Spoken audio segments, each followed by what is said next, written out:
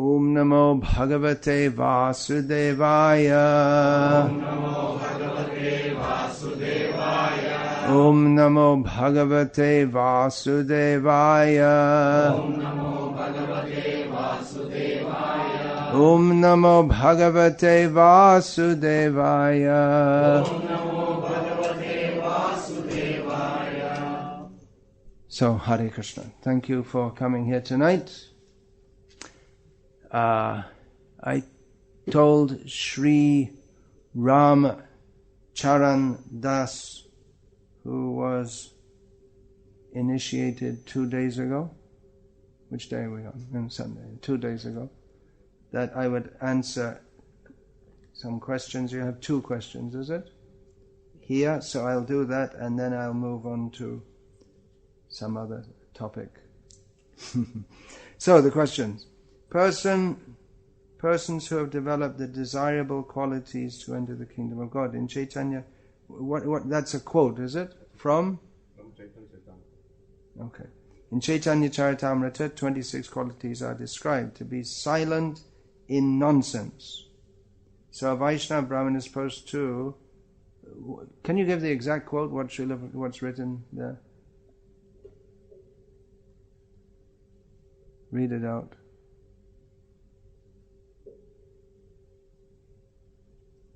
So is a Vaishnava Brahmana supposed to be silent rather than correcting others?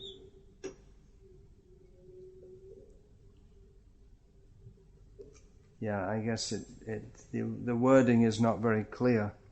Elsewhere, Srila Prabhupada makes it clear that it means that the silence of a devotee, mona, the word is given. It's a common word. Mona means to be silent. It's considered to be a spiritual practice, or that some sadhus, they just make a vow not to talk at all for 1 day, 2 days, 7 days, or years. Some go on for years and years. Often those who do that, they communicate by writing on a board, which I don't know what's the value of that. And that is also given in Sri Chaitanya Charitamrita by Sri Krishna Chaitanya Mahaprabhu as one of the qualities of a Vaishnava, that he's silent. Srila Prabhupada explained that this means that he doesn't talk nonsense. That's not that he doesn't talk at all, because a Vaishnava is enjoined to Kirtaniya Sada Harihi, always glorify Krishna. So it's silent in material topics. Namagane Sada Ruchi. The symptom of a devotee in Bhava Bhakti, in the stage of ecstatic love of Krishna, is that he always has a taste for singing the names of the Lord. So where there's nonsense, Srila Prabhupada himself set the example of an acharya, that it's not that when there's nonsense he's just silent, and then how can anyone be taught? Then what is the meaning of a guru? So it could be misunderstood. So you had another question? What's the other question? Okay, well if you have to write it down, it'll take time, so just say it.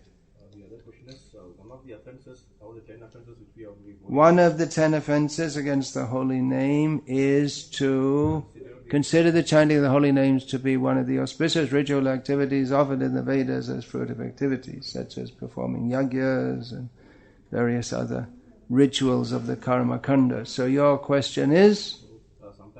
Say it in the mic. So sometimes we... It's not working. Okay, I'll repeat it. Sometimes we...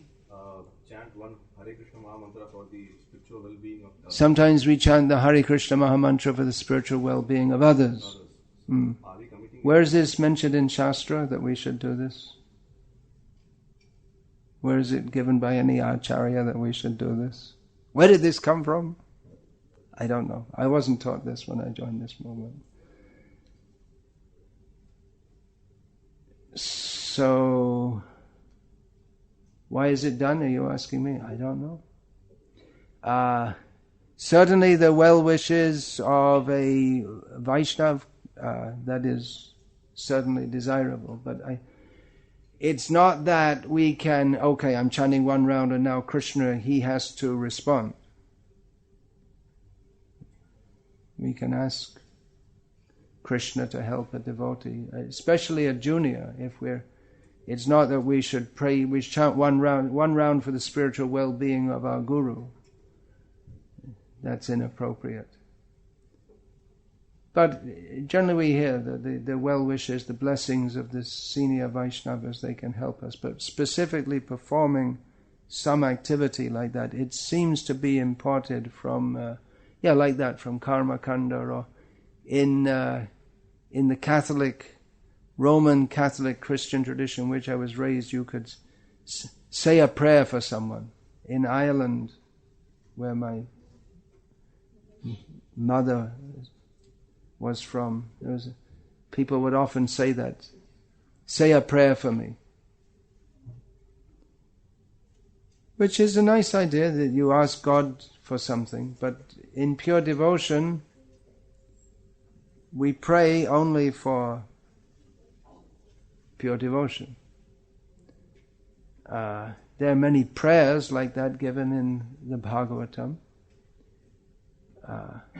and in other parts of the Vedic literature, that we pray to Krishna for spiritual advancement. Srila Prabhupada writes in the Kunti prayers, in one of the purports, that sometimes the householders are embarrassed by asking the Lord for some material benefit. Although their material, the householders who are actually in Krishna consciousness, their material and spiritual life, it interfaces, because they're supposed to be doing their householder life is meant for serving Krishna.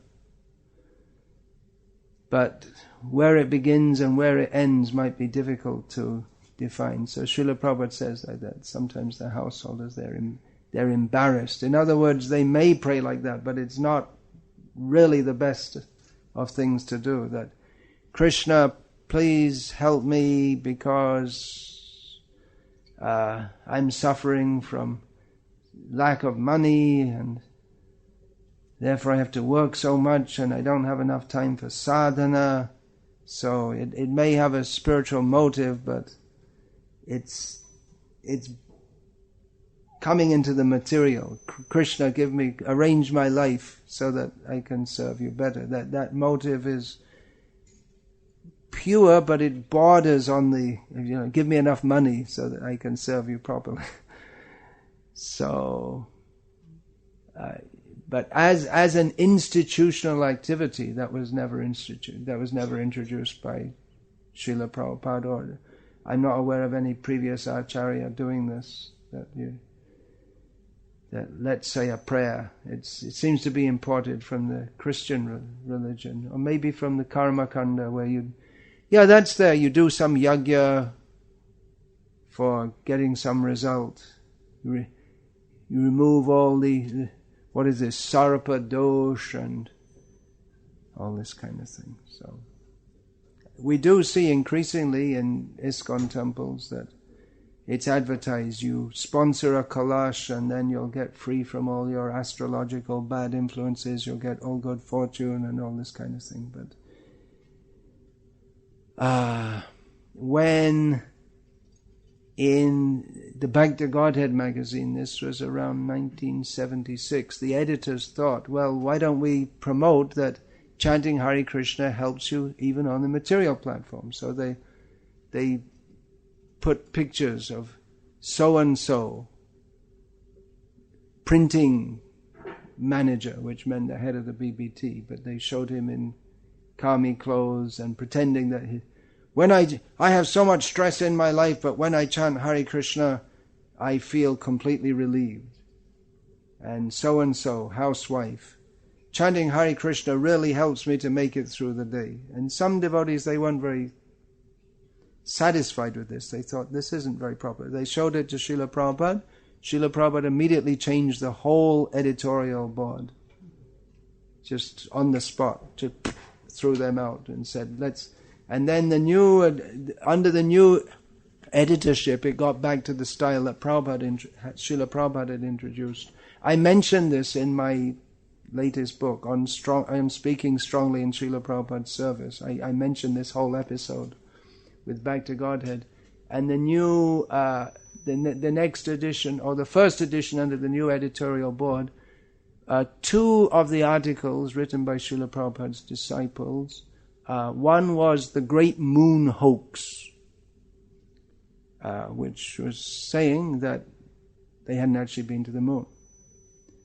And another article was titled "The Demons Among Us," and it opened something like this. The article opened something like this: that, well, when people think of demons, they think of creatures with 4 heads and horns and fangs, but demons don't have to be like that. It could be your next door neighbor, or the person at work, or it could be your teacher, or it could be you. And then it gave the Bhagavad Gita description of demons. So, yeah, many things get introduced. That's why it's very important, as Srila Prabhupada himself emphasized, that devotees, they read Srila Prabhupada's books and understand what he wanted to teach us.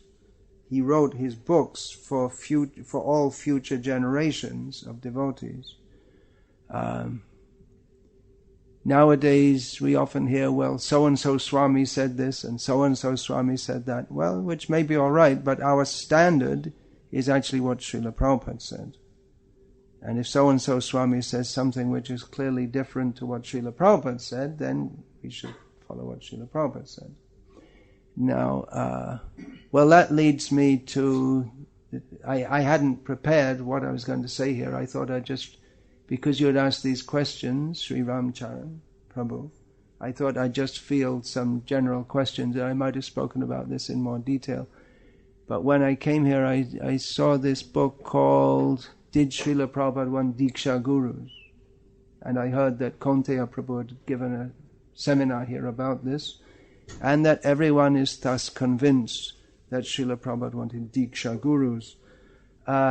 The GBC isn't convinced of this, by the way, for whatever that may, for better or for worse, right or wrong.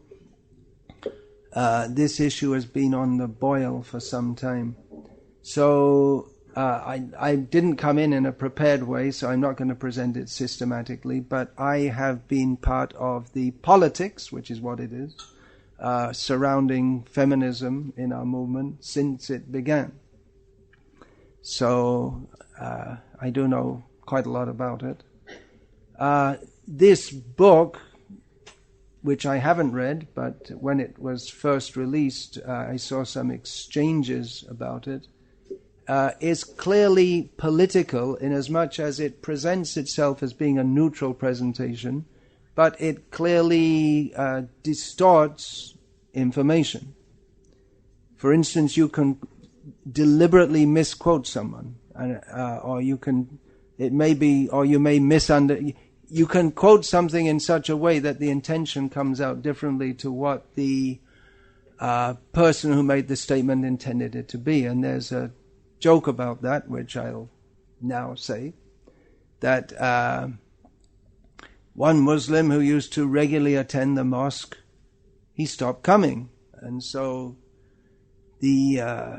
one time in the street, the imam or whatever saw him and said, "Why did you stop coming to the mosque?" He said, "I saw a book and it's written for instructions how Muslims should lead their life." And he said very clearly, no Muslim should ever enter a mosque. So I stopped going. And the imam said, "Where's that book? Show me." So he saw that statement was written on a list of instructions, and it was at the bottom of the page. So he turned the page, which would be the other way, if it's in Urdu, or to what we're used to. And the sentence, that sentence was at the end, or that part of a sentence was at the end of the page. And if you go over the page, you could read the full sentence, which says that no Muslim should ever enter a mosque without first washing his hands and legs. But if you just quote part of it, you can quote that Imam so-and-so wrote that no Muslim should ever enter a mosque. And it's true, he said that. But if you take an incomplete statement or out of context, then it's called misquoting. And if you do so deliberately to give the impression that someone said something when actually they clearly intended to say something else, then that is called politics. So don't be surprised if there's politics in our movement. It's a big international organization. I happen to know because one devotee found himself quoted in there who is against there being women Diksha gurus, and he pointed it out, that you took my quote out of context and you distorted it. So, where to begin? It's a long history. What to say? Where to begin? Well, this particular book was issued because this is an issue. Our movement is divided on this issue. There are the devotees who are for it and those who are against it. Some years ago, the GBC passed a resolution that women could be Diksha gurus, but it didn't actually happen. And then there was a push from what I call the feminist side, and though I'll explain that, for that women should be. Now let's do it. But then the question came to the GBC again, and it was supposed to be resolved this year in the GBC meetings, but because it was so contentious and there was such a disagreement, and it was understood that this is going to make a great difference in the whole tenor of our society if it's enacted, then the GBC put it off for 1 year to be further researched. Prior to this, the Shastric Advisory Committee had given their verdict on this, or that the women Diksha gurus, it is allowable, and I agree with that. Actually, I said I'm giving the impression I'm against women Diksha gurus, but I'm not. But as Srila Prabhupada said when he was asked about yes, women can be Diksha gurus, but only in exceptional cases. And Srila Prabhupada gave the example of Janavamata, who was the wife of Lord Nityananda, an exceptional case. Otherwise, if you look in the Bhagavad Gita at the list of gurus in our line, we don't find any women. Actually, all women are gurus. Suppose if they perform their Stri Dharma of being mothers, they're the first guru. But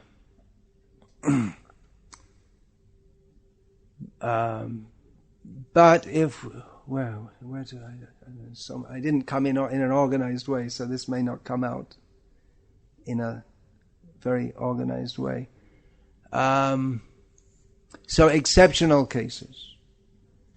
If we read Srila Prabhupada's books and we listen to his lectures and conversations, we'll see that Srila Prabhupada was very much promoting the typical Vedic ethos that which has been prominent throughout the ages, throughout the world, with some exceptions, that socially men have a superior role and women have a subordinate role. And Srila Prabhupada often explained that when he was challenged by feminists in America. It became a big issue when Srila Prabhupada was shown on national TV saying that women should be subordinate to men.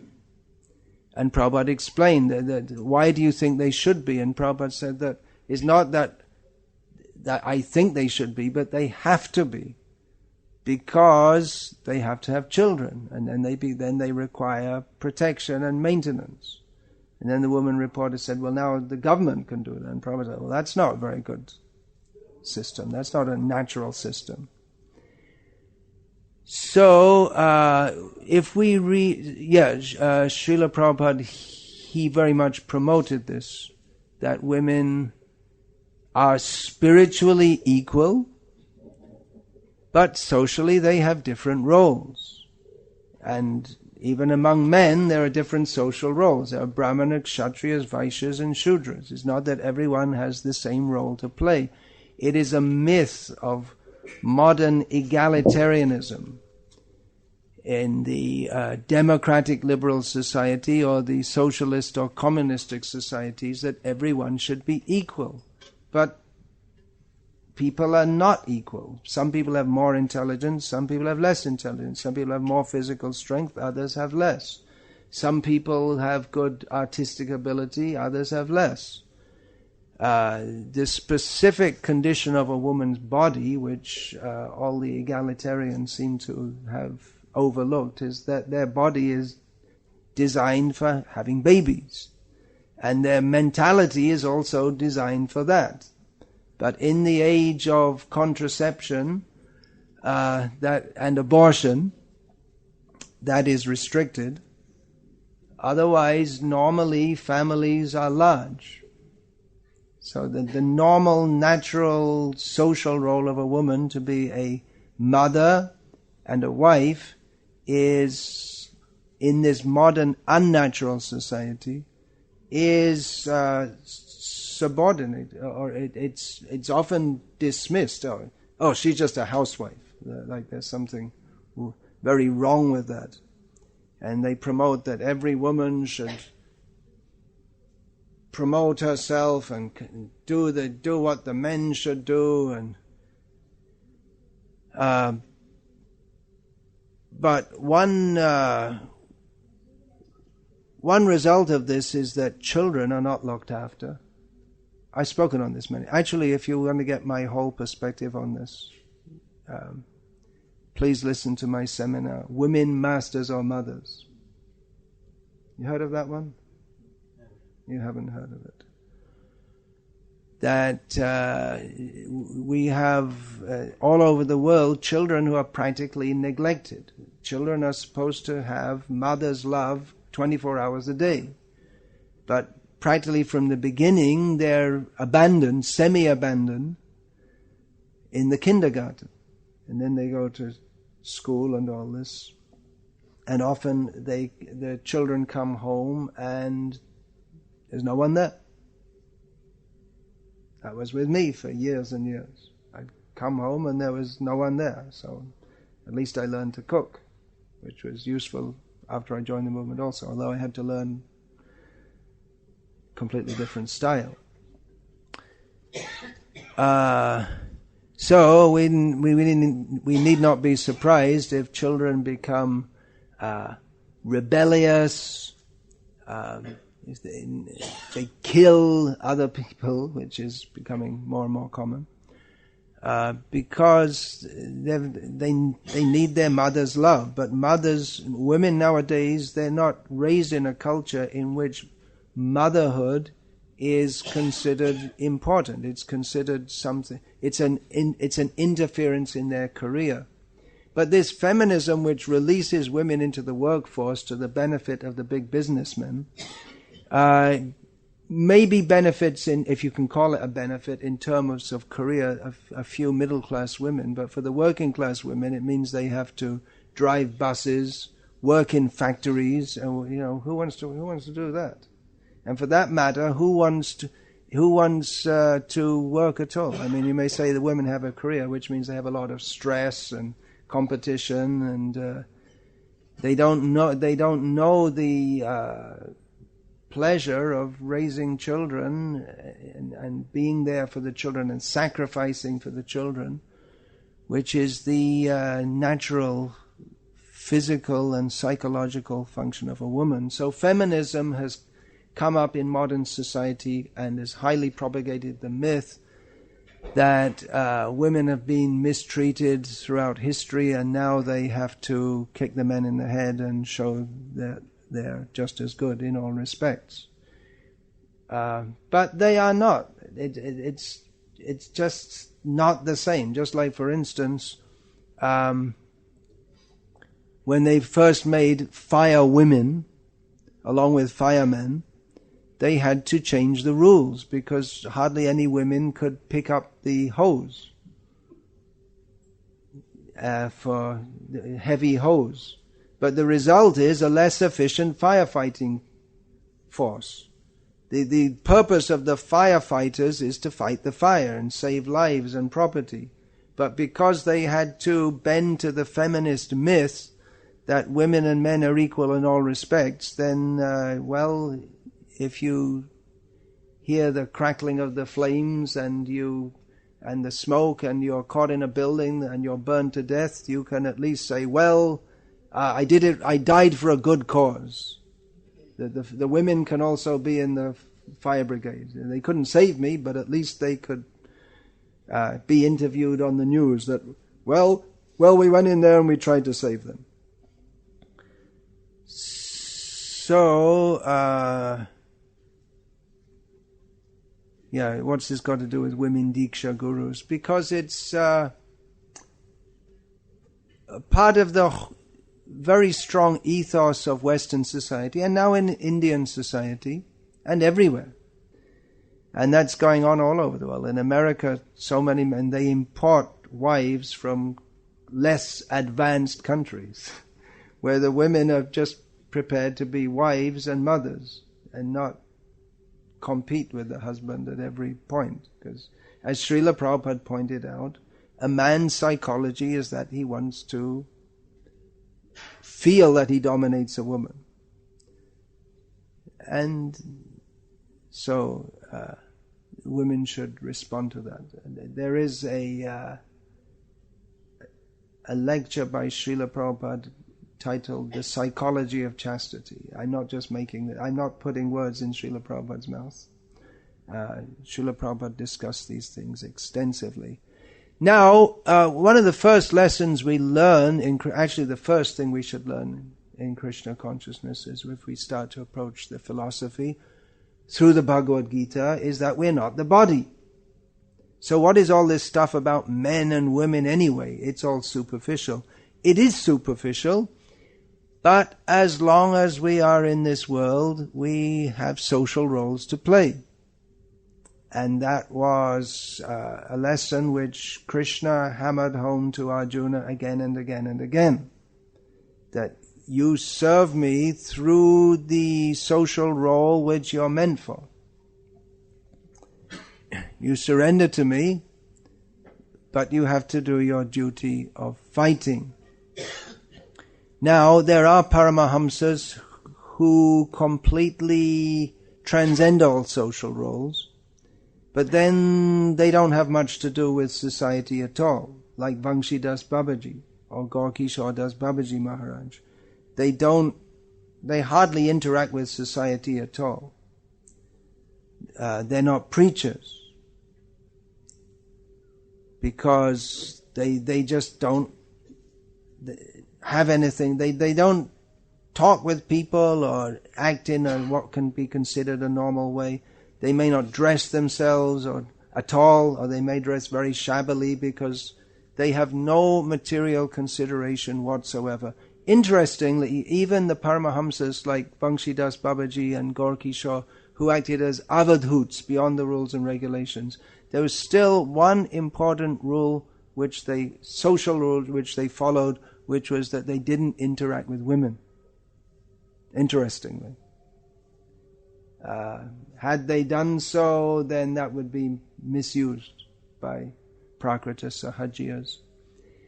So there's a dichotomy, a seeming dichotomy between the spiritual role and the material role we have to play. Srila Prabhupada, again, if you read Srila Prabhupada's books, you'll know that Srila Prabhupada was very interested in introducing Varnashram Dharma, which has got nothing to do with Vaishnavism, exactly, with pure devotional service, which is Sarvo Padivinir Muktam Tat Paratvena Nirmalam Hrishikena Hrishikesha Sevanam Bhakti Ruchate.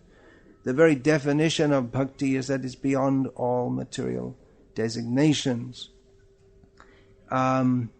but Srila Prabhupada wanted to introduce it, and Bhaktivinoda Thakur, he discussed this in some detail, the need for Varnashram.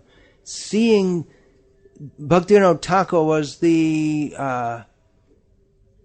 reformer of Vaishnavism, seeing that Chaitanya Mahaprabhu's transcendental teachings had been misunderstood and misused. Bhaktivinoda Thakur saw that in the name of transcendentalism or transcendence, and in the name of worshipping Radha and Krishna, people who are not free from mundane sexual attraction were freely mixing.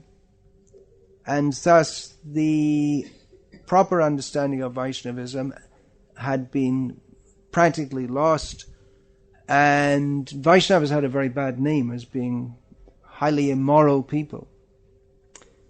So Bhaktivinoda Thakur saw that this attempt of Vaishnavas in the line of Chaitanya Mahaprabhu to place themselves on the platform above mundane designations without actually being free from material desires wasn't working.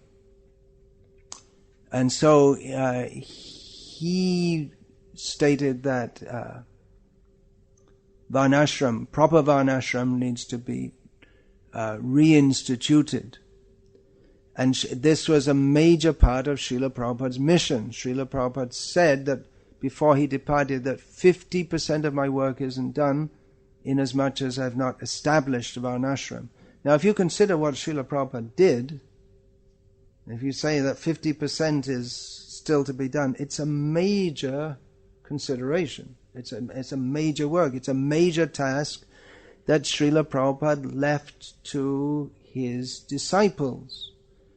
Unfortunately, it's almost forgotten by many devotees. So the devotees coming to Krishna consciousness now, they may not know that at all.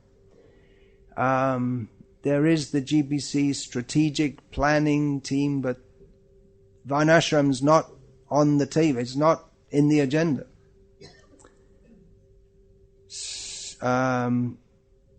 Now you may say I'm speaking politically. I must say this is my observation or interpretation, whatever you want to say. So you're free. I mean, there is a cultural divide in our movement about whether we should follow or try to go toward the traditional practices or whether we should adjust ourselves more to the modern world. And there is a divide, and it's not only in the Hare Krishna movement, it's in many all of the Christian denominations. It's in Judaism, it's in Islam. The effect of the modern liberal ethos, which includes the idea that women should have all equal rights, it has very deeply influenced the various religious sects and organizations throughout the world. So if you want, you can take the liberal side, and if you want, you can take the traditional side, or however you want to call it. Shouldn't we follow Srila Prabhupada? Well, everyone claims to follow Srila Prabhupada, so it is a matter of interpretation. Srila Prabhupada was certainly very liberal in distributing Krishna consciousness. And he did things which no Acharya had done previously. He, for instance, he sent people out on book distribution, which in the Gauriya Math that had started, but not in the way that Srila Prabhupada did. And Srila Prabhupada also sent his women disciples out for that. He wrote that because in the Western, I'm paraphrasing of course, because in the Western world boys and girls mix up and you cannot change the social behavior of people overnight, therefore we have this policy of engaging women also as preachers, and it's working very well. However, that Srila Prabhupada had a Varnashram vision which is much closer to the traditional model is very clear from other statements of Srila Prabhupada. When I say the traditional model, it may be questioned exactly what that is, because it's certainly based on Indian culture. But then Indian culture is very broad and very wide. But certainly Srila Prabhupada, he wanted to eventually bring in the social ethos closer to that of what Orthodox Hindu society used to be, even 2 or 3 generations ago. It's changed a lot in the last 30 or 40 years, than the ethos of the modern Western world, which Srila Prabhupada often said is cat and dog society and similar other statements that Srila Prabhupada made about the Western world. The problem is that the Western world, following Darwinism, they think that the ultimate evolution is the white man from America or England, and the ideas that we have, these are the best. If you think about it, Srila Prabhupada coming to the West and saying we want to deliver these suffering people, for compassion for these people, for the Western people, it must have been a big shock for them, because they think, well, India is the place that's suffering, and we're enjoying, and we have to help the Indians. But Prabhupada came and said, these poor people in the West, they're suffering so much. They have no culture, they have no spiritual life, and they're just addicted to sinful activities. We have to try and help them. But it is very difficult, I guess, when you're raised in a culture which says that our country is the best in the world, to get out of that. Srila Prabhupada said the British are the most puffed up people in the world. So Srila Prabhupada, he in his preaching, he made adjustments for the Western world, but it was clear in statements, in certain statements, that he wanted to institute something much closer to the old Indian culture, even than what's going on today, or even than what was going on in the 1970s. For instance, he said that the children of our devotees, the female children of our devotees, they should be trained how to cook and sew and clean and serve their husbands and be chaste. And they should also learn to read and write, especially for reading Srila Prabhupada's books.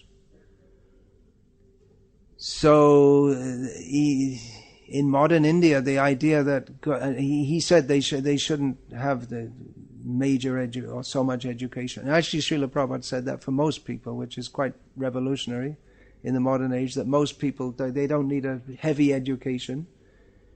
And actually, it's a fact, because if you're going to drive a taxi, what do you need to go to 10 years to school for? Even to do SSC or.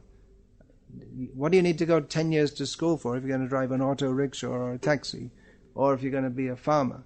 Well, nowadays they made farming so complicated. This Slovenia is a tiny little country. Well, it's tiny little country in Europe, which used to be part of Yugoslavia. So I met a devotee from there, and I asked, a young man, and I asked him, what's he doing? And he told me he's studying in the university.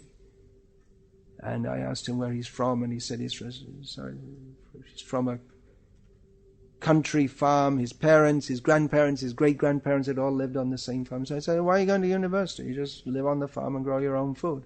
He said, no, since we joined the European Union, you're not allowed to do farming unless you have a degree. You have to have a degree in agriculture, because they change. You have to this much poison you have to put, and this much poison, and they don't allow you to grow. They tell you what you're allowed to grow, and it's all demoniac actually.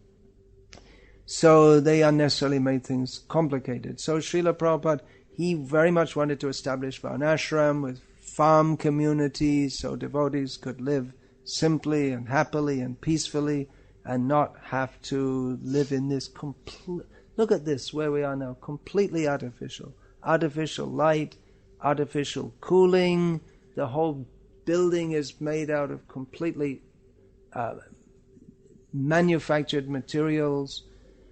So Srila Prabhupada wanted to have plain living and high thinking and Krishna consciousness with a traditional social system given by Krishna, which includes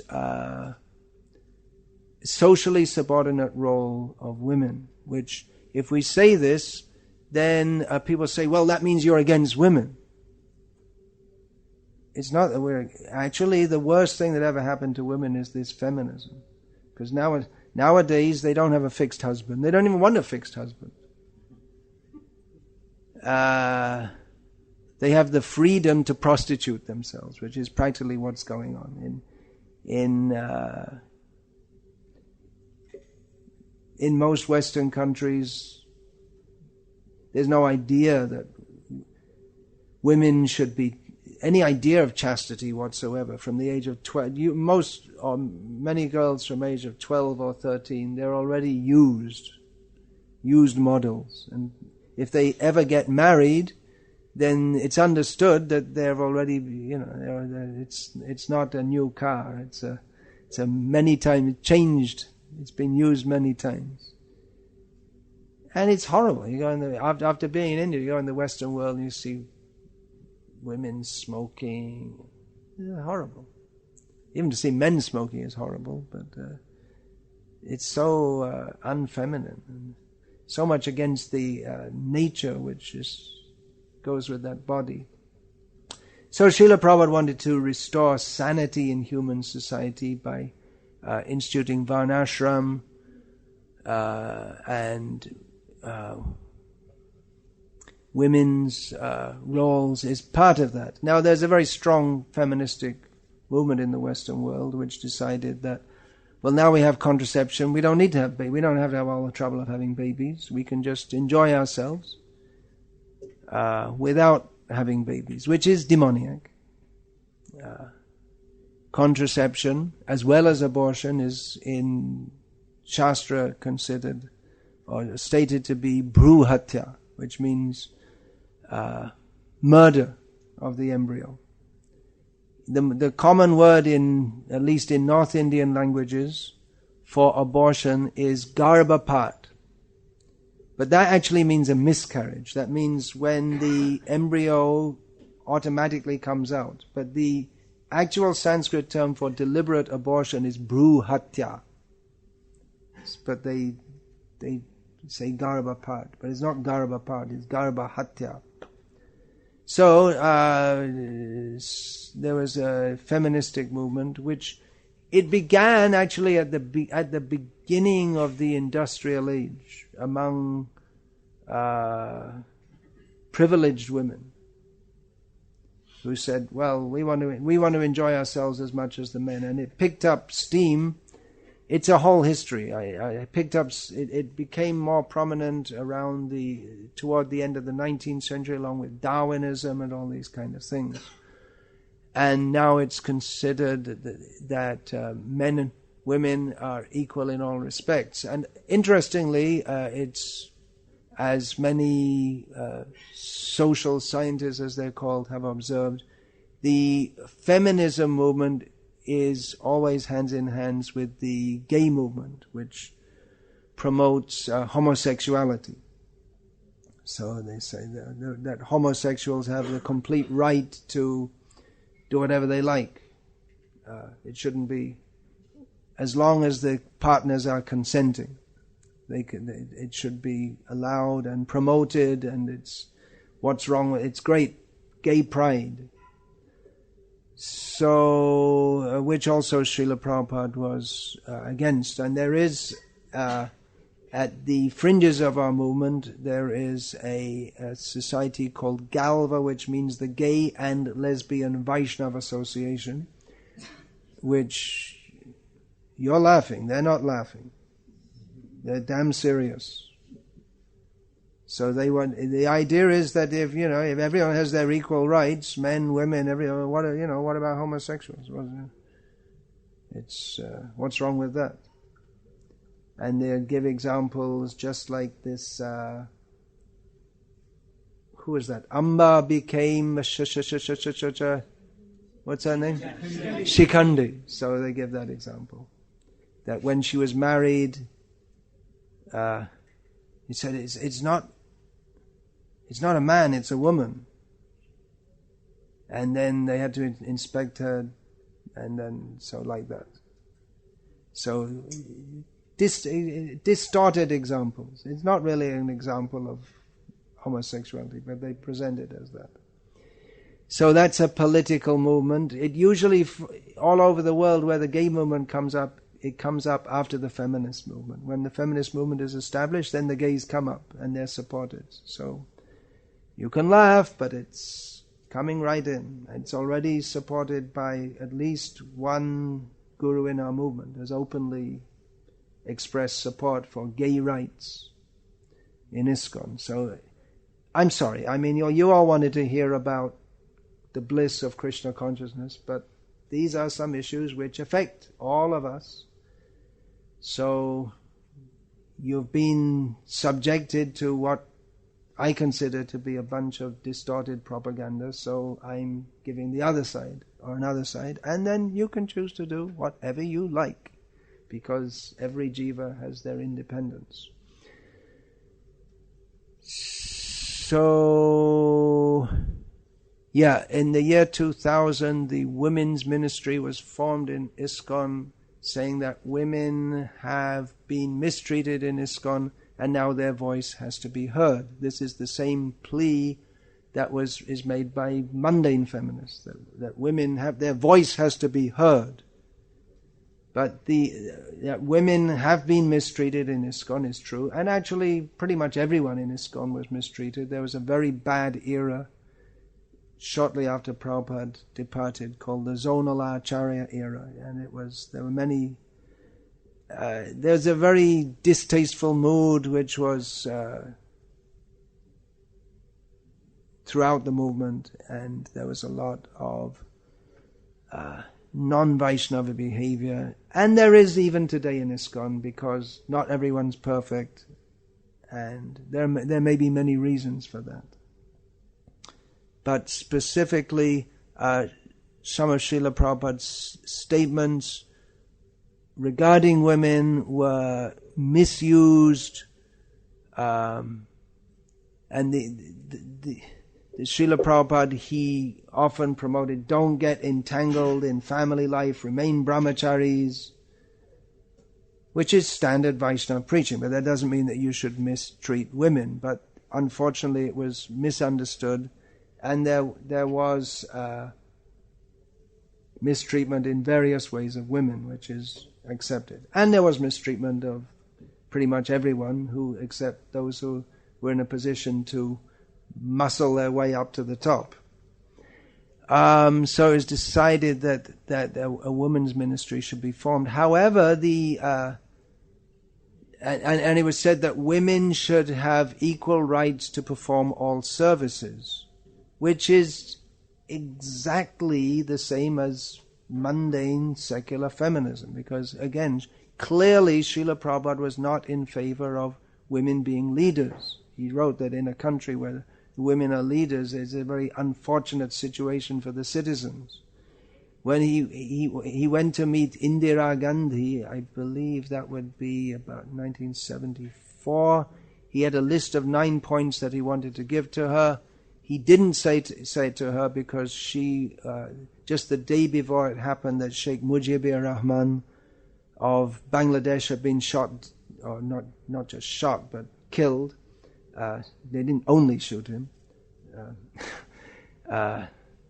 And she was afraid. She clearly understood that it was a CIA engineered assassination, and she was afraid that she was next, because politically she was very close to Sheikh Mujibur Rahman, and she had continued the policy, the Indian government policy of her father of being close to Russia, or the USSR. So she was very afraid, and so Prabhupada didn't bring these points up. But one of the points he brought up was that that Sanjay, her son, not the Sanjay who just got put in jail for only 4 years for aiding and abetting the mass murder. But he's a Bollywood star, so he only got 4 years in jail, of which 1 year's already served. Anyway, that's another issue. So her son Sanjay, who subsequently died in a plane crash, he should be made the king. Srila Prabhupada he didn't like democracy, which is also highly controversial. But anyway, Srila Prabhupada didn't shy from controversy. He should be made the king, and Indira should be, she herself, Prabhupada proposed, she should become the mother queen, which is like the queen mother, which they had in Britain until she died a few years ago. Srila Prabhupada himself didn't make any women temple presidents, with one exception. The one exception was about 1967. There was a temple consisting of 2 devotees, husband and wife, and the husband left. So Prabhupada wrote to Krishna Devi Dasi, you be the town president. When Srila Prabhupada made a list of 11 devotees who were to give initiations, there were no women there. He never made any women GBC members. Some people say that he wanted to, but he didn't because the men would protest. But they interpret it like that. But factually, he didn't make any women GBC members. So he wanted to introduce this very clearly, that women have a certain role to play in human society. When Srila Prabhupada was asked if a woman could be a town president, he was asked by the wife of the owner or editor of Playboy magazine, which is a famous magazine, and you all know about that too. I'm surprised. I didn't think you know what it is. I guess it's a nudie magazine. So means it prominently features pictures of women without any clothes. It's quite uncivilized, but it's a popular magazine in the Western world, and maybe here too, as you seem to know what it is. So he was asked, can a woman be a town president? And Prabhupada said yes, and that's usually all that's quoted. But the next word Srila Prabhupada said was but, which isn't quoted. And then Srila Prabhupada went on to say that, but according to the Vedic conception, women should always remain subordinate to their husband. It's the same thing. When he was asked if women can be gurus, Srila Prabhupada said yes, and again but in exceptional cases. And Srila Prabhupada gave the example of Janava Mata, who was the consort of the wife of Nityananda Prabhu. And there are some other exceptional cases. So the present proposal is that women should, in non-exceptional cases, should be. But my outlook on seeing Srila Prabhupada's instructions is that he very much wanted to institute Varnashram Dharma, in which women have a certain role to play as being mothers, wives, grandmothers. Srila Prabhupada upheld the Vaishnava Vedic tradition that women don't take sannyas. So if women don't take sannyas, then presumably that means they shouldn't act in the same way as sannyasis by independently traveling all over the world. That doesn't mean they can't preach. But traditionally their role has been within the home. And we find in Bhaktivinoda Thakur's Prem Pradeep, where he writes about renounced women Vaishnavas living in Vrindavan, that they among their own sangha, among women, they preach, not that they go out in public, among men also. There is a quote also from Srila Prabhupada where he's discussing this, where he says that Srila Prabhupada was in Japan at the time, and he said, the women of our society They're not asking to come to Japan and preach like Prabhupada. They're content to clean the pots and look after the children like this. So, what I see going on here is that the Varnashram mission of Srila Prabhupada has been dropped for all intents and purposes. Hardly anyone's talking about it or trying to institute it. It is very difficult to institute, there's no doubt. It seems very difficult to us. But by the grace of Srila Prabhupada, it is possible. It should be done. Srila Prabhupada said that, in the exact quote, it should be done. If we don't go along with that, then the other alternative is that our movement more or less merges into the modern world. But Srila Prabhupada wanted our movement to be an alternative in spiritually, and Srila Prabhupada had grand plans to show a different way of life altogether.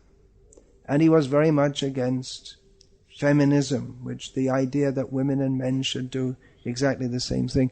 Oh, by the way, I should mention this, it's funny. In the year 2000, when that women's ministry was formed, it was interesting how it was formed.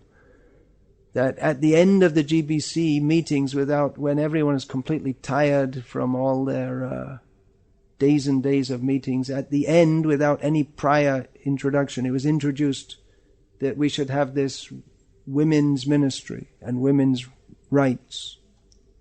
And so, actually such an issue which changed the whole social outlook of our movement, it should have been well discussed by all the senior members, but it was brought in politically like this at the end, and women came in and cried and said, there's not a way to do legislation. The women come in and cry, and then all the men say, oh, we have to help you with that. The whole thing should be seen very in a very broad perspective, in the perspective of all of Srila Prabhupada's teachings. So, yeah, what we're dealing with actually is feminism. And I pointed that out in a posting which I sent to Dandavats, which they didn't print, that what we're dealing with is actually feminism, because people, devotees and myself, who are against bringing in women Diksha gurus unless they are exceptional. Well, I'm against it because I think that it's an exception to have women Diksha gurus. It is an exception to the Varnashram norm, and Srila Prabhupada wanted to introduce Varnashram and show what are men's roles, what are women's roles, what are Brahmanas' roles, Kshatriya roles, Vaishya roles, Shudra roles. We haven't established Varnashram, and if we just introduce this, it'll be along the lines of modern feminism. We're not prepared to say that. We're not prepared to say what Srila Prabhupada said, that women and men should have different roles. We're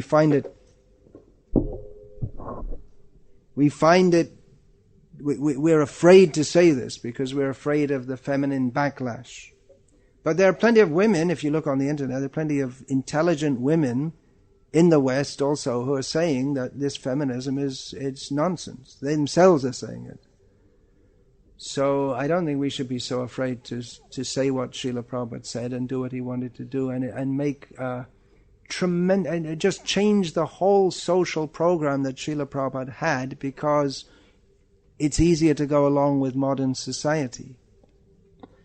There are many things I wanted to say. Oh yeah, I sent an article saying actually the Dandavat's website is promoting feminism, because there was some discussion of this issue, and one of the comments said that the patriarchs like the Taliban who are against women gurus. So I pointed this out. This is just feminist rhetoric to say that anyone who doesn't agree that women and men should have the same roles, that they're like the Taliban, which is it's a terrible, terrible accusation. I mean, am I going to pick up a machine gun and start shooting people, or throw bombs and kill people because I don't I'm not going to do that. And no one else in our movement is going to do that. But this is typical political rhetoric of feminists. If people don't agree with them, they say, well, you're just completely against women, you're like using the word Taliban, which is, it's terrible. So it's feminist propaganda is going on. There's other important things I wanted to say. So actually this is a political movement because many devotees feel that, or it seems they haven't absorbed Srila Prabhupada's instructions about Varnashram, and they've misunderstood that Srila Prabhupada gave women in the Western world roles which are not traditional to play. And Srila Prabhupada said because they're not used to this. Men and women in the West, they're used to a different culture, and we can't change it overnight. So they're taking many of the things which Srila Prabhupada did to be indicative of how he wanted his society to go on in future. But he did want to institute Varnashram, which means that our movement would not be the same as it was in many ways. And in the beginning, if we are to introduce Varnashram. Yeah, one other, there's so many things to say. There was some paper written to show how Srila Prabhupada in the beginning he treated men and women equally. He gave an example that the men and women used to dance in kirtan together, and when they were doing Tulsi Parikrama, the men and women would all be mixed up. And it's supposed to be an example of what Prabhupada wanted. But the actual fact is, I mean, you can disagree with this if you like. And they said, but then some sannyasis, they became very nasty, and then they separated the men and the women. But Srila Prabhupada saw that the men and the women were separated. He didn't protest, and he taught us in his books that men and women should be separated. So devotees instituted that, but they're saying that it's this all separation of men and women, it's all Prabhupada, he saw everyone on the spiritual platform, and it's only these nasty sannyasis who introduced this separation. I mean, that's just standard human society. If you want, all the men and women here can mix up and sit together, but that's not conducive for spiritual life.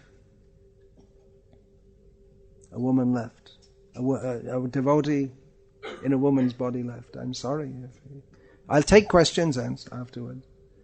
That's a general... So, I mean, some ridiculous statements that Prabhupada, like we all have to go back to dancing.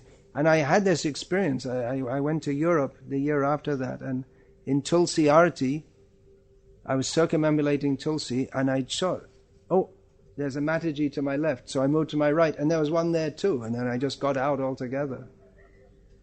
Fortunately, it didn't take very long for the devotees to understand that actually this isn't very proper, and they went back to having separate Tulsi Aratis or separate times for parikramas. But these are the kind of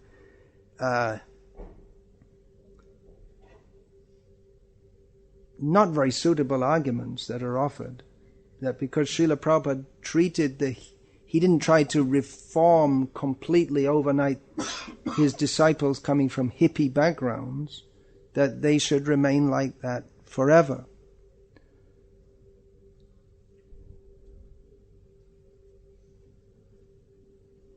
So these are a few points. It's not very systematic.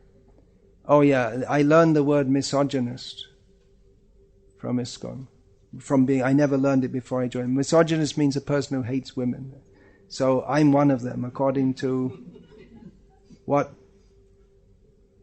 is propagated by certain people. That if you don't agree that men and women should they should be free to do exactly the same things, then it's because you hate women. So I don't know. I don't feel any hatred toward women.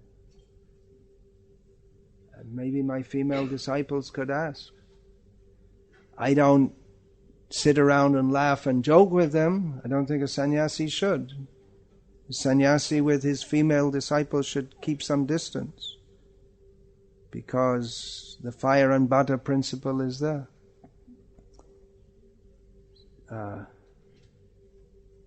But that doesn't mean I hate them. But according to some, I do.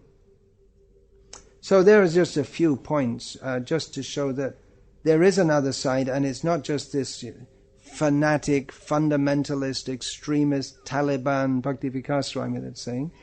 But actually these are all terms that I've been decorated with. It's name-calling, actually. When I say feminist, I don't think that's name-calling, because the feministic movement, or within our movement, exactly parallels that within Christianity, Judaism, Islam, and so on. And everywhere, in science, in atheism also.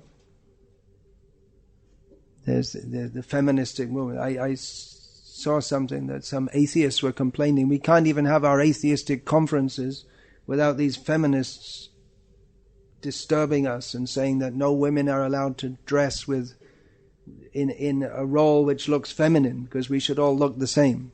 And they make this whole big thing and just divert the whole conference. So, I mean, everyone's disturbed by it. So that's one outlook.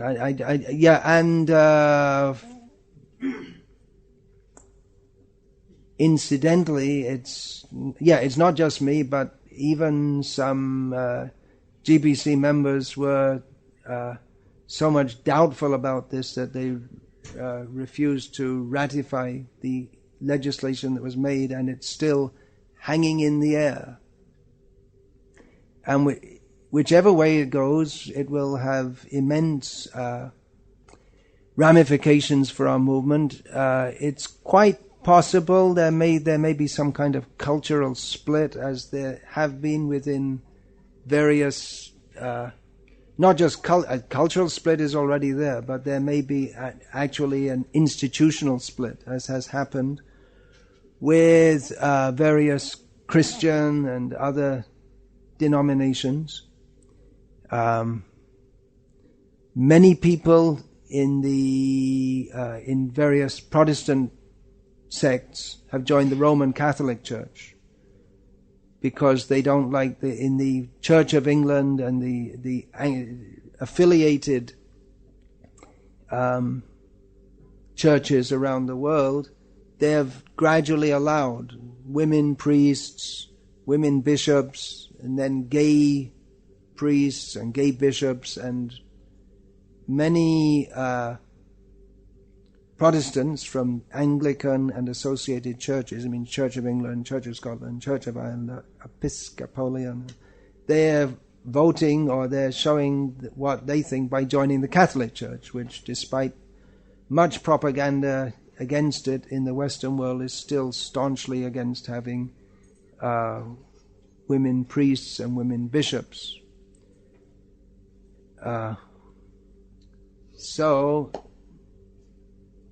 I know myself when many or several devotees were writing to me and say, hey, look, the GBC is going to make women gurus. It's time to jump ship. ISKCON has to choose. That means the GBC has to choose which way they want to go. They can't sit on the fence forever. What's the middle path? Well, there isn't a middle path.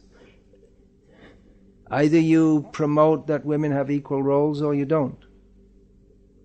Well, you could say the middle path is that, and I would agree with that, and in the Western world at the present time, we do, especially in the Western world, we do have to have some degree of latitude for the culture that we live in. We can't expect that if we ask young women from American background to be devotees, and we say from day one that now you have to all of a sudden be like a chaste Hindu wife, which they're hardly, and chaste Hindu wives are also a vanishing species. because of feminism. Then obviously that would be detrimental to our preaching. But we should have a clear idea that in the farm communities that Srila Prabhupada wanted to establish, we should have such roles so that people can come and see.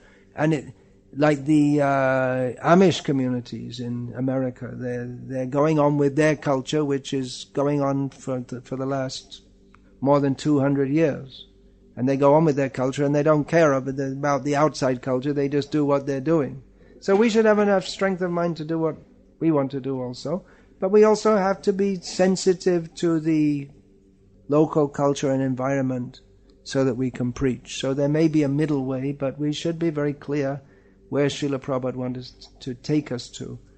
And, okay, there are a few thoughts. And now, thank you for not interrupting and shouting, which if I'd have given this speech in a meeting among devotees in the Western world, it probably would have happened. Depending where I was, I probably wouldn't have been allowed to even say this. It's called politics. So, anyway, over to all of you. Whatever you want to say. For, against. Yeah, questions. That's what I'm saying. Open it up.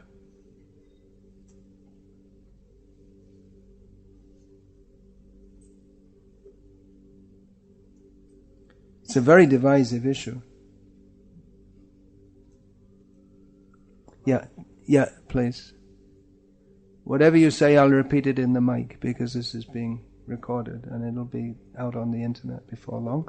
And then, then I'll get my response from all those who are not here personally to club me on the head. Maharaj, one question here is why can't the GBC sit together, because it's a very, very critical issue as long as I see it, as far as I see it. Can't this be sorted out immediately? Because can't it be sorted out immediately by the GBC? Well, they've given it a 1-year moratorium and they're supposed to sort it out in that time. I don't know what they're going to do because there are distinctly different outlooks. One outlook is that, well, we should engage and women in our movement in the same way that Srila Prabhupada did. And of course that's extended to say, well, what Prabhupada actually wanted, but he didn't do it because of his nasty male disciples. So, and another outlook is that, that's an opinion, that because Srila Prabhupada, actually Prabhupada wanted to make women GBCs and everything else, but he didn't because he was afraid of his nasty male disciples. So that's one outlook. That's also backed up by the point that on the spiritual platform we're all equal, which is true. But then again, we see that Kunti Devi, Draupadi, Sita, etc., or et al., we should say, they all played distinctly feminine roles. They didn't play male. At times they might do. Like Draupadi, in necessity, she slapped Jayadratha, but she didn't go to the battlefield. So she had a distinctly, very clear role which to play. So there are different outlooks, and they appear to be irreconcilable. So let's see there was the Shastric Advisory Committee, which looked into. That's another point. The Shastric Advisory Committee looked into this issue, and that's appointed by the GBC, which is supposed to be neutral. Although actually one of the members of the committee who should have recused herself was one of the women who wanted to be one of the gurus. So that's well, it was said that she didn't take part in drafting the final paper or something, but she did take part in all the discussions. So that was procedurally wrong to start with.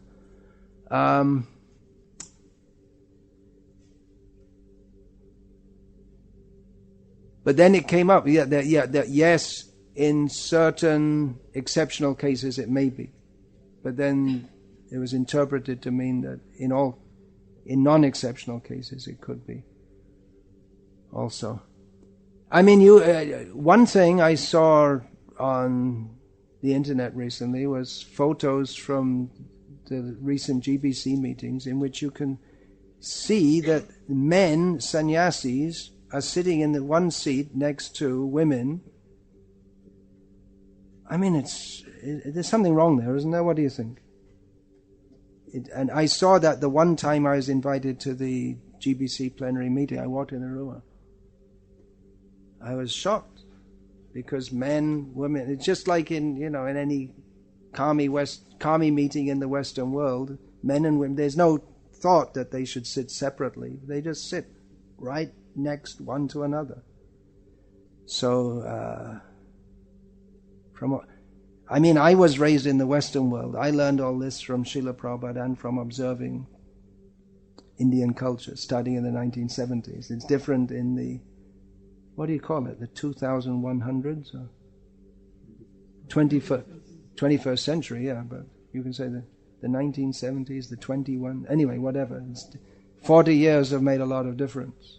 So, it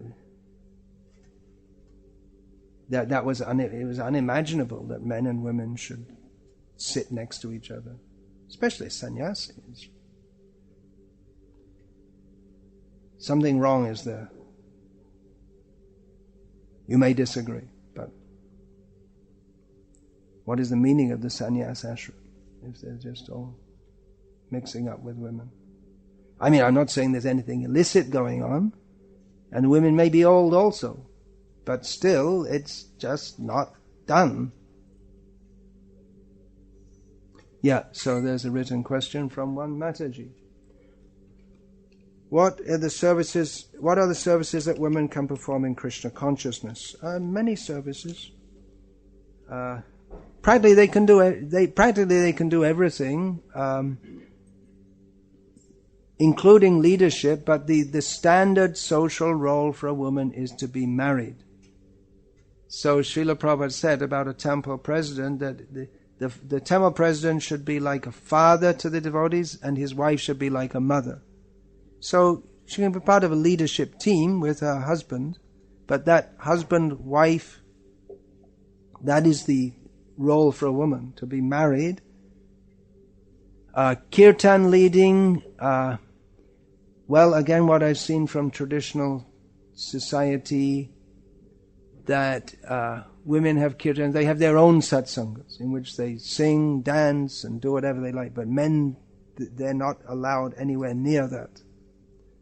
So that's more healthy. We find anyway, I'll just say it briefly. Srila Prabhupada emphasized for them domestic roles. And in the preaching movement, then they can also take part. Please listen to this seminar. You can find it on the internet on my website, bvks.com, Women Masters or Mothers. And devotees who, they've changed their minds on hearing that, because it's a very plain thing that the body that a jiva gets, the woman body, has a certain function and mentality and a psychology that goes with it. And women are meant for having children and looking after children. And children need it, and the mothers also need it. One reason we have so many frustrated women, one of the reasons, everyone in human society at the present time is frustrated because the whole society is very frustrating. But an extra reason for the women being frustrated is that they have a very strong psychological need to have children and to look after them. And although they may complain when they have them, but because that's how they're trained, that children are a nuisance, which is a horrible way of thinking. And children, they feel that also when they feel that they're just an unwanted nuisance. But women are meant for giving mother's love profusely, unquestioningly, unreservedly. So That can be dovetailed in Krishna consciousness by making your children devotees. But this idea that women, they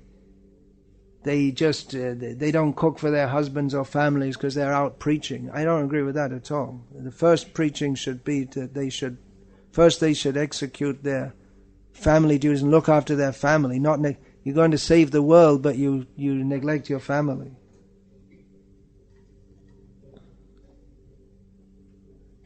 And what example are we going to show to the world? We haven't the example, unfortunately, in devotee society all over the world.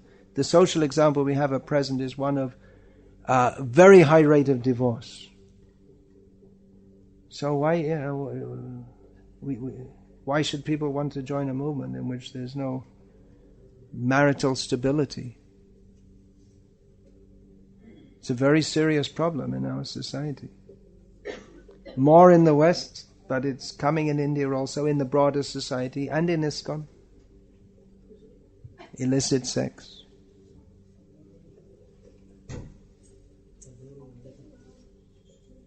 Yeah, anything else, please?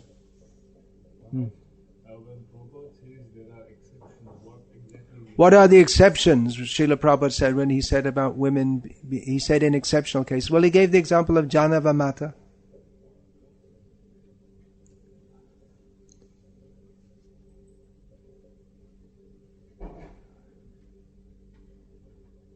So, very high level. So that's the point, that it should be okay, but an exception, not the norm. Srila Prabhupada did write in about 1969 that I want that all of my boy and girl disciples should be initiating. He did say that in about 1969. But then later on he promoted more. In the beginning, it's not just me saying this, it's been noted by many devotees who have studied Srila Prabhupada's approach, that in the beginning Srila Prabhupada was more hopeful for his disciples than was actually borne out by the reality. So after some time he very strongly stressed Varnashram. He had spoken about Varnashram even prior to his coming to America, and you'll find in the first canto of Bhagavatam, but he started stressing it very strongly. And then devotees asked him that, well, why Varnashram? Devoted Vaishnavas are above that. And Prabhupada said, well, how are they above that? You see, they're all falling down.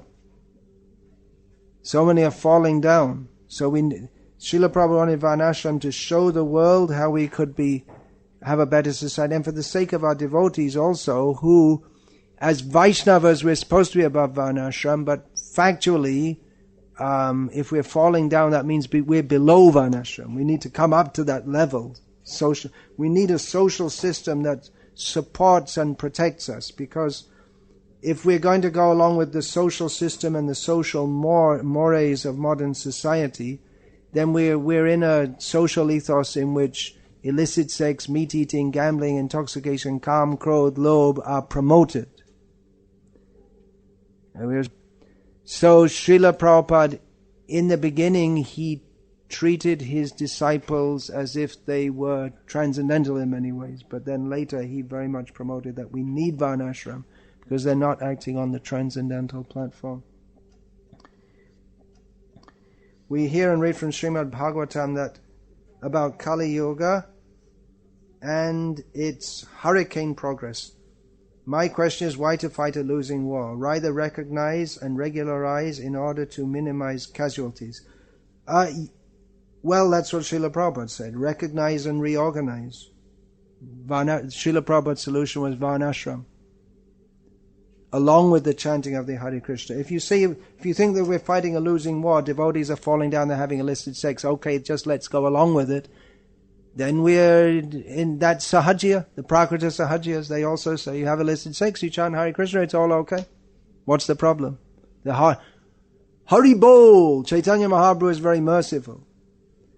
But because so many devotees observably were having difficulty, or not only having difficulty, but simply not following the regulative principles, specifically those concerning illicit sex. Srila Prabhupada wanted to bring in this more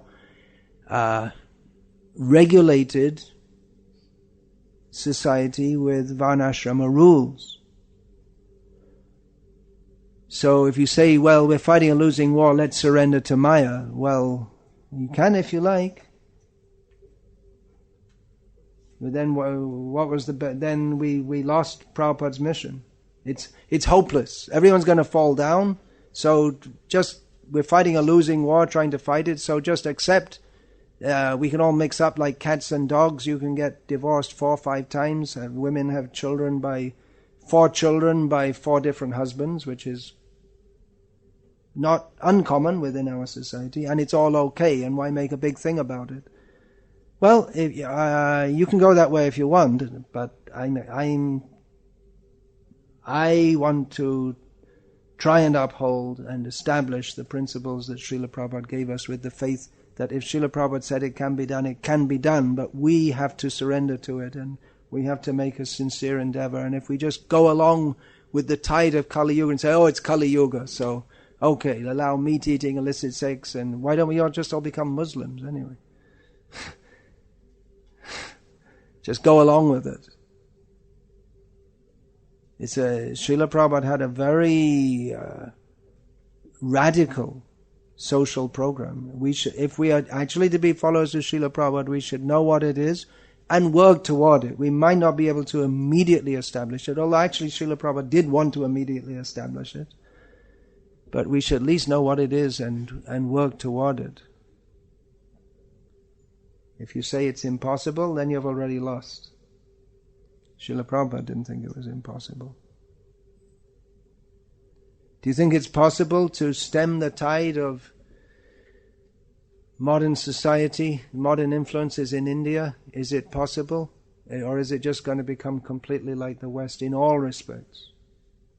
What do you think? Well, the Hare Krishna movement is supposed to save the world, right? And that means save it from all the bad influences of Kali Yuga.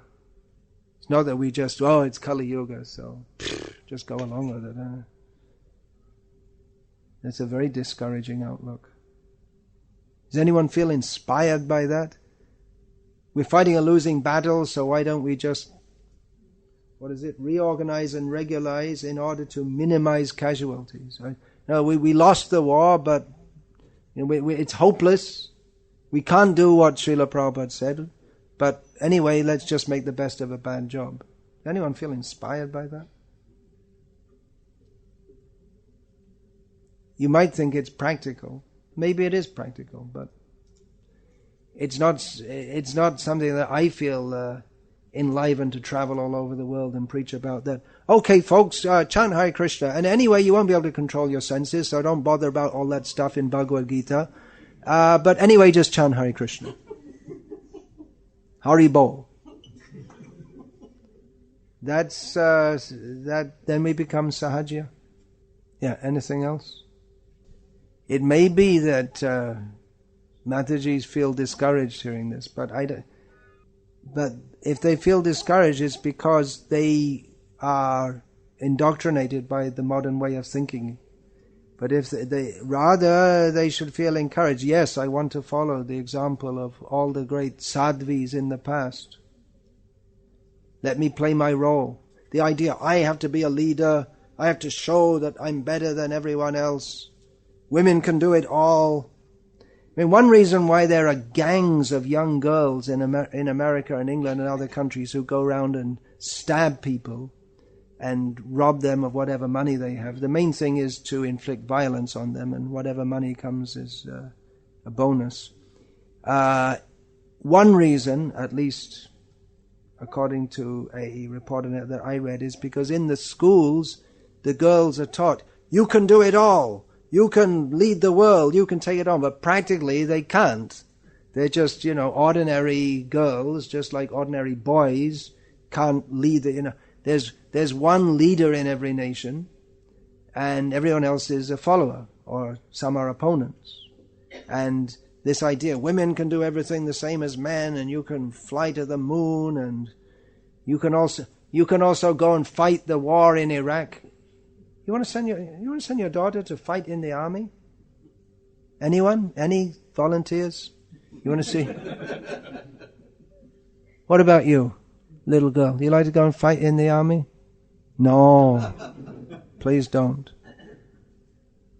So practically they can't do it. So their frustration, because they're, we're going to do everything. And in frustration, they want to imitate the boys, the bad boys, so they get their knives and they stab people and kill them for no particular reason, because they're just totally frustrated.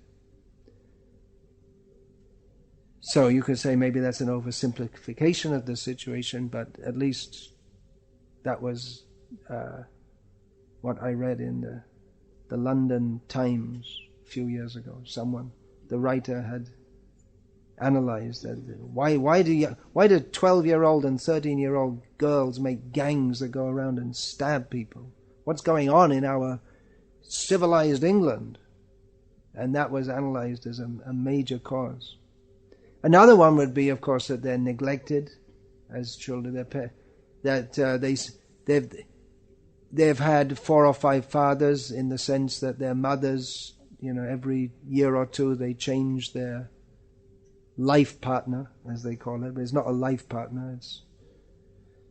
So they may have been sexually abused in their childhood by one of those life partners. It's just horrible. Modern society is just horrible in all respects. And we, as the followers of Srila Prabhupada, are supposed to set an example that all the world can follow.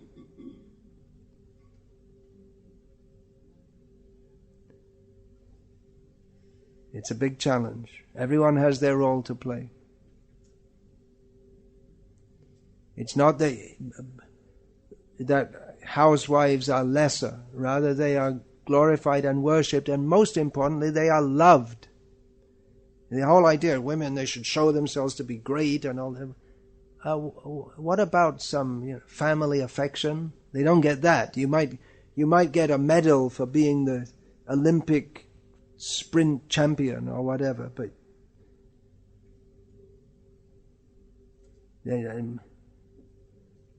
where's the love? Where's the affection? Where's the happiness of seeing your children grow into being good devotees and have their own children? Of course, from the sannyasi's point of view, that's a bunch of maya. But actually in Krishna consciousness, it's not. If you raise children in Krishna consciousness, you sacrifice for them, you love them, you have fully the blessings of Krishna for doing that, as much as a sannyasi going here and there and everyone praising them, Maharaj ki jai ho, and all this. Actually, it's probably easier to be a woman and have all this maya of being praised and served. It's against it's against the Vaishnava. You listen to that women's masters or mothers. I gave some examples. Please listen to it. Even if you hate everything I've said tonight, which I don't think you should, because I have presented Srila Prabhupada's teachings. You may say it's one perspective, but you can't say it's not Srila Prabhupada's teachings. So even if you hate everything I've said, please listen to that seminar, and everything is more systematically presented there.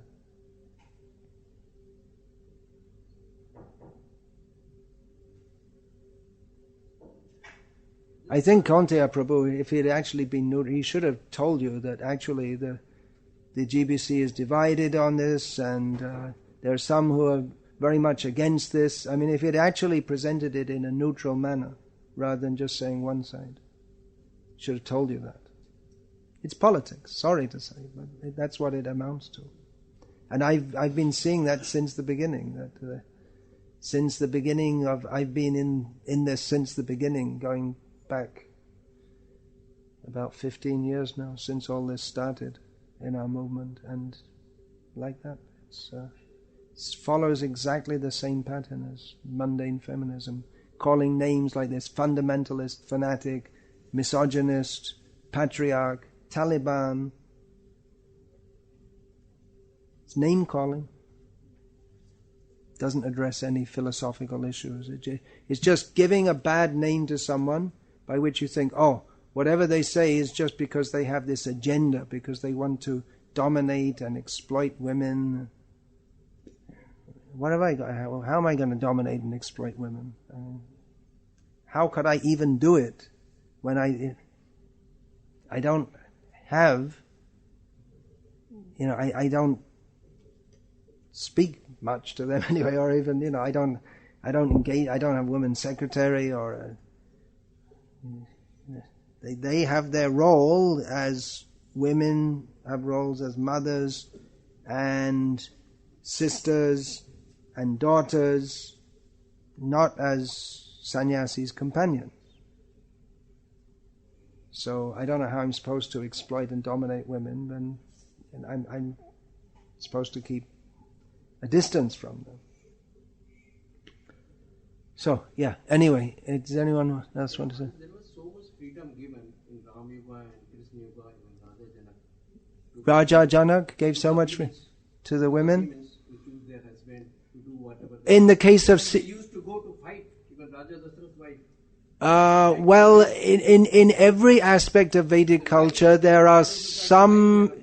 In every aspect of Vedic culture, there are some exceptions. And those who want to promote the exceptions as the norm are not really showing they're not really representing Vedic culture properly. About this Swayamvar, in which the girl chooses her husband, Srila Prabhupada says that in exceptional cases, girls were allowed to choose their own husband in the Swayamvar ceremony. And he made it very clear that the general, he quoted several times this Kanya Dai, which means the responsibility, Kanya Dai, the responsibility of a father. Yeah, but Prabhupada used the term Kanya Dai. Dai here means responsibility, and then it becomes Kanya Dam, in which is the responsibility of the father to give the daughter, to arrange the marriage. So they didn't have freedom, mostly. And, so there are different cases for different people, but the general rule is, as Srila Prabhupada often quoted, that women are not to be given independence. He often quoted that from Manu. He quoted in the Bhagavad Gita purport that nahi, what is it? Nahi striyam swatantra marhati. Can you give me the Bhagavad Gita as it is? I just like to read this. I mean, you may state these things, but I would warn you to please be careful that you don't contradict what Srila Prabhupada said. Because if you want to be, I don't know who you are exactly, but if you want to be a follower of Srila Prabhupada, then you have to accept what he says. Now, I just want to read from this purport. Where is that? Yeah, here it is. So the verse is from Bhagavad Gita as it is, chapter 16, the divine and demoniac natures. In discussing the demoniac nature, Krishna, the Supreme Personality of Godhead, states, Pravriting cha nivriting cha janana vidurasuraha na shocham na pichacharo na satyam teshu vidyate. Translation: those who are demoniac do not know what is to be done and what is not to be done. Neither cleanliness nor proper behavior nor truth is found in them. So this purport is 2 paragraphs long. I'll read the second paragraph. If you want, you can go back and read the first paragraph. Now note, in the text itself, Krishna doesn't say anything about women's roles. But he just says that demoniac people, they don't know what is proper behavior. So Srila Prabhupada addresses this point about proper behavior in the purport. He writes, as for behavior, there are many rules and regulations guiding human behavior, such as the Manu Sanghita, which is the law of the human race. Even up to today, those who are Hindu follow the Manu Sanghita. Laws of inheritance and other legalities are derived from this book. Now, so he establishes that there are rules and regulations, and the Manu Sanghita is very important. Now, Srila Prabhupada goes on, in the Manu Sanghita, it is clearly stated that a woman should not be given freedom. That does not mean that women are to be kept as slaves, but they are like children. Children are not given freedom, but that does not mean that they are kept as slaves. The demons have now neglected such injunctions, and they think that women should be given as much freedom as men. However, this has not improved the social condition of the world. Actually, a woman should be given protection in every stage of life. She should be given protection by the father in her younger days, by the husband in her youth, and by the grown-up sons in her old age. This is proper social behavior according to the Manu Sanghita. But modern education has artificially devised a puffed-up concept of womanly life, and therefore marriage is practically now an imagination in human society. Nor is the moral condition of woman very good now. The demons therefore do not accept any instruction which is good for society, and because they do not follow the experience of great sages and the rules and regulations laid down by the sages, the social condition of the demoniac people is very miserable. So you want to cite some exceptions, but this is the general rule, that women are not given independence. And this is the rule that Srila Prabhupada wanted to establish, and even in the face of being unpopular, he stated this. So you have to choose if you want to follow what Shastra and the Acharyas and what Srila Prabhupada says, or not.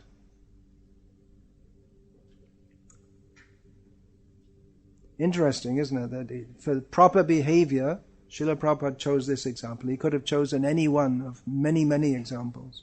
How there's not of course, in other places he does so. He gives, there are not kings, there's democracy. He could have given many examples of how people, they eat meat without offering in sacrifice, they have slaughterhouses, but he chose this example. It's heavy stuff, isn't it? Yeah, it's actually interesting. It's interesting. You never heard all this before. I heard part of it, but You never heard it all. No. Well, we used to hear it in the early days. Well, when I joined, Srila Prabhupada spoke about it regularly. If you read Srila Prabhupada's books and listen to his lectures and conversations, you know that Srila Prabhupada did speak on these topics often because he considered them important. That there are serious misconceptions in human society which have to be rectified, and that not just the misconception but has to be rectified, but the whole way the society is organized has to be rectified. So we used to hear about that, but now we don't. And there are many such things which we used to hear about, but now we don't. after you spoke, we have more clarity. Yeah, please, I'm saying at the risk of sounding repetitive, well, I am repetitive, please listen to that Women Masters or Mothers seminars. It goes on, it's 3 sessions, about 4 hours, and systematically addresses all the points. And I expected that after it was released I'd get lots of opposition, but I didn't. I did get some people saying that, oh, now I understand. I was for the feministic stance, but now I understand.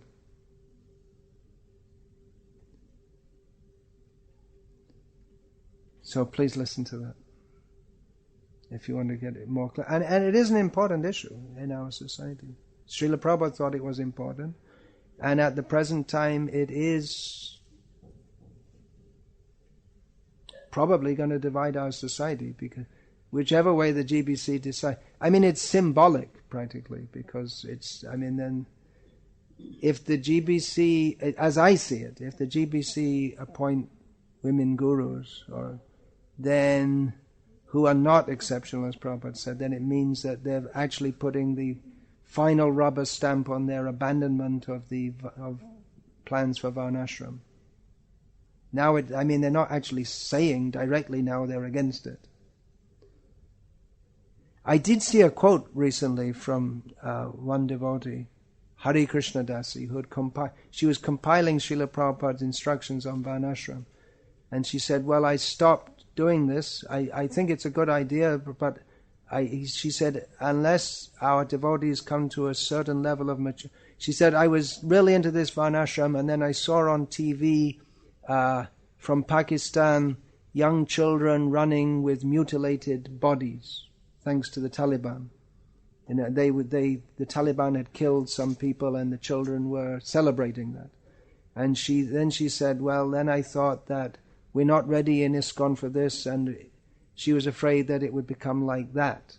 But I just don't follow the logic. Where's the logic in that? Because the Taliban are what they are, and they say some of the same things that Srila Prabhupada said, actually, that women have a specific social role, they shouldn't decorate themselves in public, and all this kind of thing. But the way they enforce it is demoniac, actually. So, but then to think that anyone who supports that, unless we're completely pure, that we'll also do the same thing, and that's an illogical conclusion. Because my father voted for certain political party, and he used to beat me every day without any reason, therefore that political party is bad, must be wrong. It is some illogical conclusion there. So Varnashram should be promoted. Srila Prabhupada very much wanted it. It has to be done very carefully. Some attempts are being made at that. It's not easy, especially if the whole society was behind it, it would be easier. Hare Krishna. I may not speak more now because it's quite late and we're supposed to rise early. And there's glimpses of traditional Indian life. That should be promoted now, after this lecture. This is a book of experiences of myself and others in traditional Indian upbringing, which most of our devotees nowadays have no idea about whatsoever, because they're raised in more or less, we speak of Indian culture, but modern Indian culture, especially yourselves, most of you would consider yourselves middle class. It's very much influenced by Western ideas, that the idea that we all have to go to school and get degrees and get jobs, and we can't live unless we have a job. And we need all this electricity, and someone's better. A person is better if they have a university degree than if they don't, and all this kind of idea. It's very much Western influence. So this is some of my own experiences in the 1980s in village Bengal, and interviews with several devotees in our movement who are raised in traditional families. So the topics are summarized here in this book: ideal family life, intercaste harmony, uncommon scholarship, simple living, high thinking, dependence on God and nature, women subordinated yet respected, and more. So that's one of the books which are available here. And please, I request you, if you do want to protest or tell others about all the bad things I said this evening, if you feel like that, which is quite possible, please do first listen to that Women Masters or Mothers seminars and hear a systematic presentation of all these points. Because like I say, I didn't intend to speak on this, but then I just came in and heard that this one-sided presentation had been made here, and I wanted to give the others, that there is another side.